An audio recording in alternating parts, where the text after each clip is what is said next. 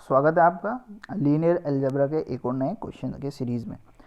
ठीक है, तो ये क्वेश्चन आपकी डायरेक्ट सम की एक थ्योरम है। ठीक है, ये क्या कह रही है, let W1 and W2 are subspaces of vector space V over F, then show that V is equal to W1 plus W2। ये प्लस सिंपल वाला प्लस नहीं है, ये है डायरेक्ट सम। ये सिंपल सम नहीं है, ये कैसा सम है आपका, डायरेक्ट सम। अभी बताते हैं डायरेक्ट सम क्या होता है। इफ़ एंड ओनली इफ़ ये और ये, ठीक है, अगर कभी भी आपको इफ़ एंड ओनली इफ़ वाला मिल जाए तो समझ लो आपको दोनों तरफ से प्रूफ करना पड़ेगा। मतलब पहले ये मानना पड़ेगा, इसको प्रूफ करो, फिर इन दोनों को मानो और इसको प्रूफ करो, ऊपर वाले को। तो हम करेंगे, पहले डायरेक्ट सम समझ लेते हैं। डायरेक्ट सम कुछ नहीं होता, ठीक है, ऐसे समझो। सबसे पहले आपको वेक्टर स्पेस और सब स्पेस पता होना चाहिए। वेक्टर स्पेस वेक्टर्स का स्पेस, सब स्पेस वेक्टर स्पेस का सबसेट। ठीक है, बस एक चीज़ आपको इसमें पता होनी चाहिए वेक्टर स्पेस के बारे में कि वेक्टर जो सब स्पेस होता है ना, वेक्टर का सब स्पेस, वो क्या होता है, उसमें एक ज़ीरो एलिमेंट भी होता है, जिसे आइडेंटिटी एलिमेंट भी बोलते हैं। ठीक है, बस इस क्वेश्चन के आपको इतना पता होना चाहिए। डायरेक्ट सम कुछ नहीं होता, जैसे ऐसे समझो, alpha is equal to alpha 1 plus alpha 2, जहाँ अल्फा आपका V से हो गया, V वेक्टर स्पेस से, ये W1 से हो गया और ये W2 से हो गया। सिंपल, बस समझ लो। और ये यूनिक होगा, क्या होगा ये, यूनिक। मतलब अगर अल्फा 1 W1 का है और अल्फा 2 W2 का है तो यही अल्फा होगा V में। ठीक है, आप अब दूसरा अल्फा नहीं ला सकते कि अब आप ऐसे नहीं कर सकते alpha is equal to alpha 1 dash plus alpha 2 dash, ये आप कर नहीं सकते, चाहे आप कुछ भी कर लो। अभी आगे हम प्रूफ करके दिखाएंगे आपको। चलो क्वेश्चन की ओर चलते हैं, ठीक है, कैसे प्रूफ करना है इसे।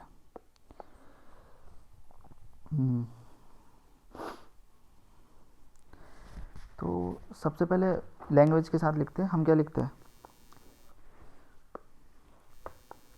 Late W1 and W2 be subspace of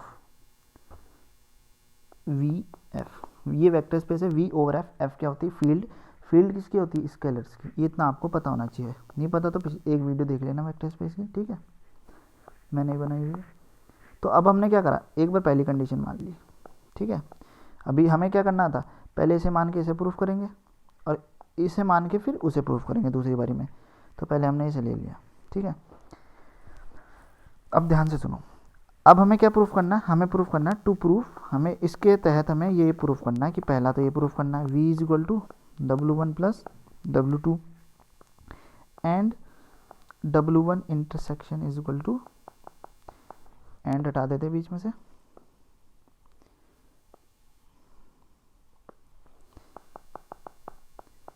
W1 ये ज़ीरो। ठीक है, कोई बात नहीं, कर देंगे। कैसे करेंगे, देखो अभी मैंने आपको, देखो एक तो ये वाली ना, ये जो ये दिख रही है ना, ये इसकी प्रॉपर्टी है। इसे आप चाहे कुछ भी कर लो, ये इसकी प्रॉपर्टी है। ठीक है, ये इसकी प्रॉपर्टी होल्ड करती है। तो ये तो सिंपल प्रूफ हो जाएगा डायरेक्ट, ठीक है, क्योंकि हमने ये मान लिया ना, तो ये प्रूफ है ही। क्योंकि मैंने अभी आपको बताया था कि अभी बताया था कि alpha is equal to alpha 1 plus alpha 2, जहाँ अल्फा 1 इससे है और अल्फा 2 इससे है और V यूनिक होगा। ये अभी बताया हाल ही में मैंने, ये इसकी डेफिनेशन है, इसकी प्रॉपर्टी है। तो ये पहला तो प्रूफ हो गया खुद ही, ठीक है, ये तो हो ही जाएगा। अभी लिखेंगे भी इसे, ध्यान से देखो। पहले मैंने अभी आपको बताया था सब स्पेस की प्रॉपर्टी ज़ीरो। ज़ीरो क्या होती है, सब स्पेस की प्रॉपर्टी होती है कि ज़ीरो ना सब स्पेस का एलिमेंट होता है।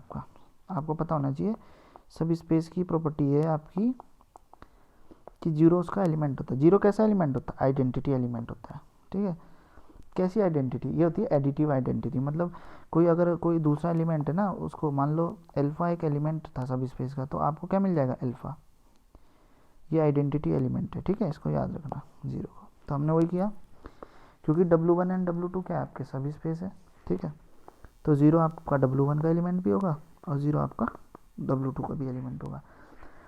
ये प्रॉपर्टी है, ये क्या आपकी प्रॉपर्टी, इसमें कोई संकोच नहीं होना चाहिए आपको। ठीक है, अब आगे क्या करेंगे, हमने अज्यूम किया हुआ, तो हमारी अजम्पशन से पहला सीन तो सॉल्व हो गया। ठीक है, by assumption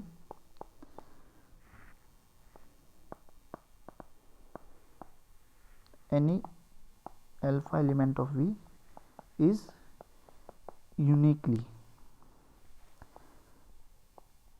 expressible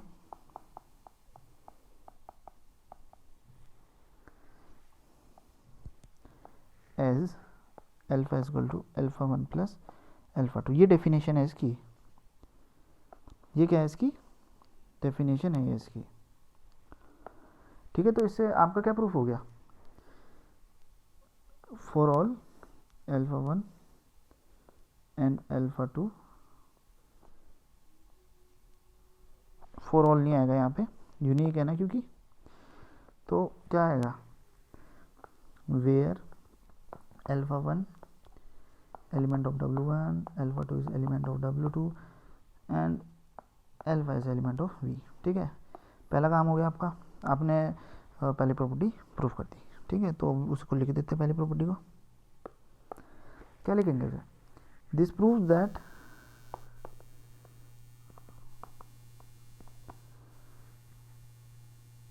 V is equal to W1 plus W2, ठीक है। ये इसकी प्रॉपर्टी है, मैं फिर से कह रहा हूँ, ये इसकी क्या है प्रॉपर्टी, ध्यान से देख लो ना, खुद ही देखो आप। अभी ये इसकी प्रॉपर्टी है, ये जो है ना ये पहला लाइन, ये इसकी प्रॉपर्टी है, यूनिकली एक्सप्रेस्ड है ये पहले से ही, ये यूनिकली होगा, ये प्रॉपर्टी है, तो ये सिंपल प्रूफ हो गया। आप अल्फ़ा ले लो V से, alpha 1 W1 से, alpha 2 W2 से, ये यूनिकली है, ये पहले ही हो गया। अब हम क्या करना होगा, हमें दिखाना होगा ये दूसरे वाला, ठीक है, क्योंकि हमने ये माना है ना। तो दूसरा वाला दिखाने के लिए क्या, अभी याद है ना सबसेट की, सब स्पेस की, सॉरी सबसेट नहीं, सब स्पेस की एक प्रॉपर्टी बताई, 0 एलिमेंट है W1 का, 0 एलिमेंट है W2 का, ये सब स्पेस की प्रॉपर्टी है एडिटिव आइडेंटिटी करके, ठीक है। आते हैं जरा, अब कैसे होगा फिर आगे क्या करेगा, हमने एज्यूम किया कि जो अल्फा है ना W1 इंटरसेक्शन W2 है, ठीक है, हमने एज्यूम किया ये, वी एज्यूम दैट, अभी बता दे क्यों किया, ठीक है। वी एज्यूम दैट, ठीक है, हमने एज्यूम किया है, विच इम्प्लाइज दैट कि अल्फा जो आपका W1 का एलिमेंट है एंड अल्फा आपका W2 का भी एलिमेंट है, ठीक है। इम्प्लाइज तो करता ही है ना, इंटरसेक्शन का सीन तो पता ही है ना आपको, इंटरसेक्शन का सीन का मतलब क्या है, अल्फा W1 में भी है और अल्फा W2 में भी है, दोनों में है इसका इंटरसेक्शन का सीन का मतलब। तो अब आपको पता ही है कि अल्फा क्या हो सकता है, हम इसे एक्स से लिख सकते हैं बिल्कुल आराम से, जहाँ अल्फा हो गया आपका element of W1 and 0 element हो गया आपका W2 का। लिख सकते नहीं लिख सकते, क्यों नहीं लिख सकते भाई, अब आप ही बताओ, लिख सकते नहीं लिख सकते, लिख सकते हैं, क्यों नहीं लिख सकते, आइडेंटिटी है ना, अभी तो बताया था सब स्पेस की प्रॉपर्टी होती है। और ऐसे हम अल्फा को 0 प्लस अल्फा के रूप में भी लिख सकते हैं, जहाँ 0 एलिमेंट हो गया W1 का और अल्फा एलिमेंट हो गया W2 का, ये प्रॉपर्टी है सब स्पेस की, ठीक है, कि 0 आपका आइडेंटिटी एडिटिव आइडेंटिटी होती है, ये इसकी प्रॉपर्टी है। तो आगे देखते हो हम क्या हो गया, देखो इससे क्या पता चला, हमें इससे ये पता चला कि अल्फा आपका 0 है। अब आप कहोगे कैसे 0 है, देखिए गौर से देखिए, मैंने ऐसा क्यों कहा, देखिए अल्फा 1 और अल्फा 1 लिख दिया मैंने, यहाँ अल्फा 1 नहीं होना था, अल्फा केवल क्या होना था आपका, केवल अल्फा। अल्फा आपका W1 का एलिमेंट है और दूसरे में हमने अल्फा W2 का दिया, इससे कुछ पता चला कि अल्फा आपका यूनिक है, आपका अल्फा क्या है, यूनिक है, और W1 और W2 दोनों पे डिपेंड करता है, समझ, W1 और W1 दोनों पे डिपेंड करता है, मतलब अल्फा 0 हो गया। 0 कैसे हो गया, अल्फा यूनिक हो गया, यूनिक हो गया मतलब अल्फा दोनों पे डिपेंडेंट हो रहा है, और दोनों पे डिपेंडेंट मतलब समझो, दोनों आपके सब स्पेस है, दोनों के पास 0 है, तो दोनों पे डिपेंडेंट हो गया, इसलिए अल्फा की वैल्यू 0 हो गई। और जो आपका अल्फा आपका आपने क्या माना था, ये देखो ऊपर ये, तो आपको क्या मिल जाएगा, यहाँ देख रहे हो, जब इसे यहाँ पे रखोगे तो W1 इंटरसेक्शन W2 0। आपने पहला काम कर दिया, पहला काम क्या था, इसको पकड़ना था, इन दोनों को प्रूफ करना था। अब दूसरा क्या है, इन दो को पकड़ना है और ऊपर वाले को प्रूफ करना है। तो फटाफट देखते हो उसे भी, अब हम लिखते हैं कन्वर्सली, ये इजी होगा, ठीक है, ये वाला आसान होगा। थोड़ा ऊपर वाले में यूनिकनेस, अगर आपको यूनिकनेस के बारे में पता है तो आपका काम आसान होगा। कन्वर्सली देखते हैं, स्पेलिंग पर ध्यान मत दीजिएगा, ठीक है। अब हमें क्या शो करना है, हमने क्या करा, पहले इसे मान के इसे शो किया, अब हम इसे मानेंगे कि हमारे पास ये है प्रॉपर्टीज, ठीक है। तो हम क्या कहेंगे, suppose v equal to W1 plus W2 and W1 intersection W2 is equal to singleton zero vector, सीधा जीरो वेक्टर या नल वेक्टर बोल सकते हैं, क्या बोल सकते हैं इसे, नल सेट, नल वेक्टर, जो भी कहना है, जीरो, ठीक है, जीरो है मतलब कुछ कॉमन नहीं है इनमें, ठीक है। तो और W1 और W2 क्या है आपके, सब स्पेस है V ऑफ F के, बताने की ज़रूरत नहीं है। और अब हमें शो क्या करना होगा, W1 डायरेक्ट सम W2 के साथ।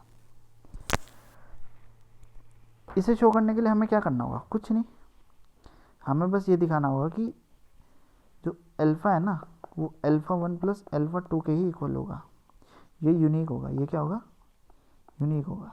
बस α1 डैश प्लस α2 डैश के इक्वल नहीं होगा, बस हमें इतना दिखाना है, हमारा काम हो जाएगा, ठीक है।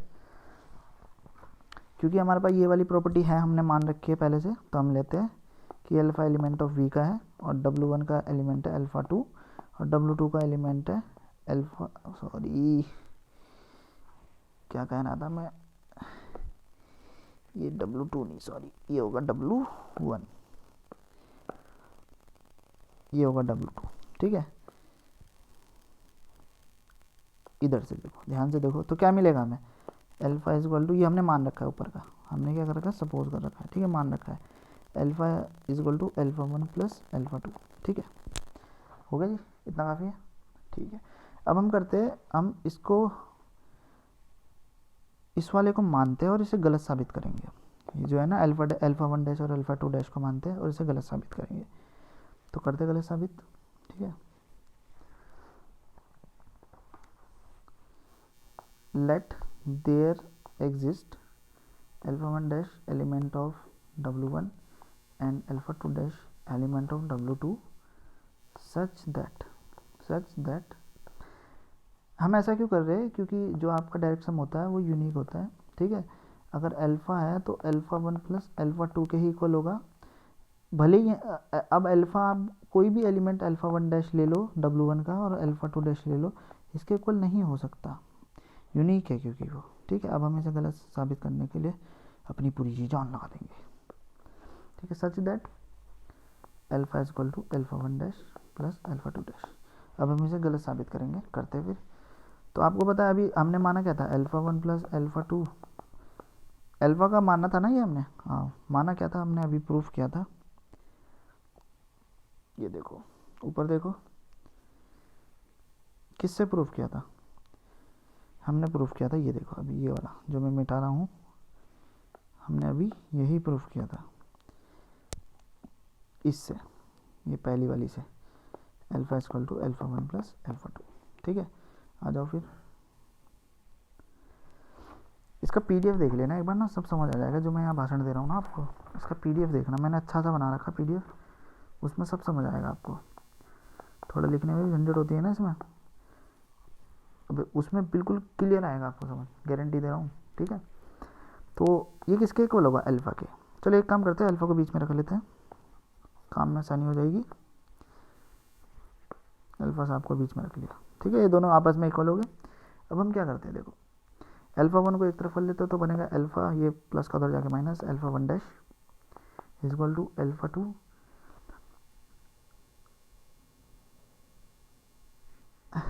α2 माइनस α2 डैश, ये बनेगा नहीं बनेगा, क्योंकि उधर जाके आपस में हो जाएंगे, ये इक्वल टू हो जाएंगे आपस में एक दूसरे के, ठीक है।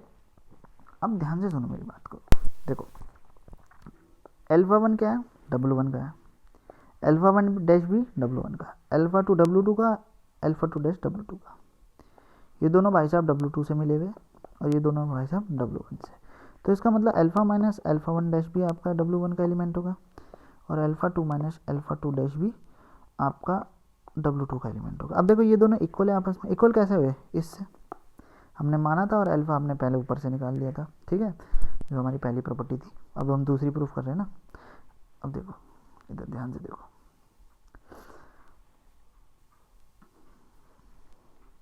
इतना समझ आ गया आपको। अब देखो ये आपस में इक्वल है, ये आपस में क्या है, इक्वल है, मतलब ये आपके इंटरसेक्शन में आएंगे ना, इसमें भी है और इसमें भी है, दोनों में है ना, ये इक्वल है आपस में और एक दूसरे में भी है, इक्वल है आपस में और इसमें भी है और इसमें भी है, मतलब इंटरसेक्शन में आएगा, ये इंटरसेक्शन में हो गए ना, is equal to alpha two dash is element of W1 intersection W2। समझ गए ना, W1 में भी है और W2 में भी है, क्यों, क्योंकि ये आपस में इक्वल है ना। मान लो ये 1 है और ये है 2, ये 1 डैश है, ठीक है, चलो 2 क्या मानोगे, 2 अजीब हो जाएगा ना रूल, वैसे तो 1 इज इक्वल टू 2 प्रूफ होता है, लेकिन अब हमें अब अपनी इधर की, लेकिन अभी इस वीडियो में नहीं करना हमें, ठीक है। 1 डैश है, मतलब ये कह रहा है कि 1 इज इक्वल टू 1 डैश है, तो इसका मतलब ये इज इक्वल टू 1 मतलब इसमें भी है, ये इज इक्वल टू 1 डैश मतलब इसमें भी है, मतलब कुल मिला के आप समझ जाओगे कि ये इंटरसेक्शन है, ठीक है। अभी हमने क्या इंटरसेक्शन माना हुआ है, हमने तो माना ये हुआ है ना 0, ये माना हुआ है दूसरी प्रॉपर्टी से, यही माना हुआ है ना हमने। तो अब हम क्या करेंगे, हमें क्या मिला इससे, ये मिला हमें 0, इससे क्या मिला, समझे कुछ। मैंने क्या कहा था कि alpha is equal to alpha 1 plus alpha 2 है, आप alpha is equal to alpha 1 dash plus alpha 2 dash नहीं कर सकते, यूनिक चाहिए। अगर अल्फ़ा चाहिए तो अल्फ़ा 1 और अल्फ़ा 2 होना चाहिए, कोई दूसरा एलिमेंट ला के अल्फ़ा नहीं कर सकते आप, वही हुआ देखो, समझ गए। तो इससे हमारा प्रूफ हो गया थ्योरम। हम क्या लिखेंगे, hence V is equal to W1 direct sum W2, ठीक है। अब मेन बात जो है वो ये है कि आपको मेरी राइटिंग ऊपर समझ नहीं आई हो तो उसके लिए क्षमा। और दूसरी बात, PDF बना रखा अच्छा खासा, कैसे PDF मिलेगा, टेलीग्राम पर, ठीक है, PDF मिलेगा टेलीग्राम पर। और सर्च कोड है, कैसे मिलेगा, सर्च कोड मारना 101,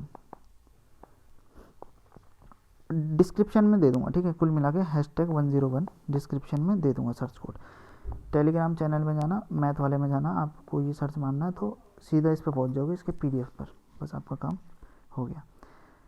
अगर कुछ क्वेरी हो इस वीडियो के रिगार्डिंग तो टेलीग्राम पर ही पूछना, ठीक है, नहीं तो कमेंट में पूछ सकते हैं। धन्यवाद वीडियो देखने के लिए, मिलते हैं अगली वीडियो में।